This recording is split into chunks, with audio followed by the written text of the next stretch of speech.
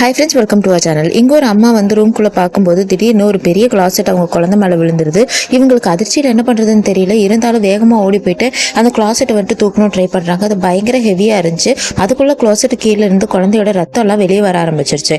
இந்த அம்மாவும் அந்த சம்பவத்தை நினச்சி ரொம்ப வருத்தத்தில் இருக்காங்க. இவங்க ஹஸ்பண்ட் வந்துட்டு இவங்க மேலே வெறுப்பு காமிக்க ஆரம்பிச்சிட்டாங்க. உன்னால தான் என்னுடைய குழந்தை இறந்து போச்சுன்னு அவங்களுக்கு பயங்கரமான சண்டை வந்துருச்சு. இவங்களுக்கு ரொம்பவே குற்ற உணர்ச்சியாக இருக்குது. என்ன செய்யறதுனே தெரியாமல் தினமும் அழுது புலம்பிக்கிட்டு இருக்காங்க. அவங்க ஹஸ்பண்ட் கிட்ட போய் எவ்வளோ மன்னிப்பு கேட்குறாங்க. இருந்தாலும் ஹஸ்பண்ட் வந்துட்டு ஒத்துக்கவே மாட்டேங்கிறாரு. என்னுடைய குழந்தை என்னுடைய கவனக்குறைவால இறந்துருச்சுன்னு எல்லாரும் நினைக்கிறாங்க. நான் ரொம்ப வருத்தத்தில் இருக்கான். இவனும் ரொம்ப வருத்தத்தில் இருக்காங்க. ரெண்டு பேருமே வந்துட்டு அந்த குழந்தையோட ஃபோட்டோவை பார்த்து நினச்சி அழுதுகிட்டே இருக்காங்க. இவளும் சரி இப்படியே நினச்சிக்கிட்டு இருந்தா ஆகாதுன்னு குழந்தையோட பொருள் எல்லாத்தையும் ஒரு டப்பால போட்டு மூடி வைக்கிறா.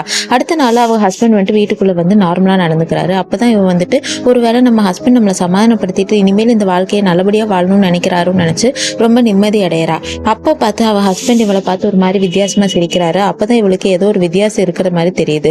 இது வரைக்கும் கேட்காத மாதிரியும் பேசாத மாதிரியும் அவரு பேச ஆரம்பிக்கிறாரு. இவர் ரொம்ப அதிர்ச்சியில பாத்துக்கிட்டு இருக்கா.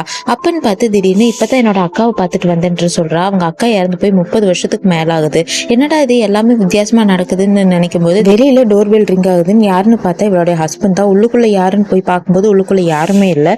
வெளியே இருந்த அவ ஹஸ்பண்ட் வந்துட்டு இவ்வளவு நேரம் உள்ள இருந்ததா நான் பார்த்தனே, என்னது இது அதிசயமா இருக்கு, ஒருவேளை நமக்கு தான் ஏதோ பிரச்சனையா இருக்குன்னு நினைச்சிட்டு வெளியே போய் பார்க்கறா. வெளியே இருந்து உள்ள வந்த ஹஸ்பண்ட் மறுபடியும் சத்தம் போட ஆரம்பிச்சேன்னா, உன்னால என் லைஃப்ல நிம்மதியே போயிடுச்சு, கதவு கூட திறக்க முடியாது அப்படி இப்படின்னு சொல்றாங்க. அப்பதான் இங்க என்னமோ தப்பா நடக்குது அப்படின்னு அவளுக்கு புரிய ஆரம்பிச்சு அவளுடைய ஃப்ரெண்டு கிட்ட போயிட்டு ஹெல்ப் கேட்கறா.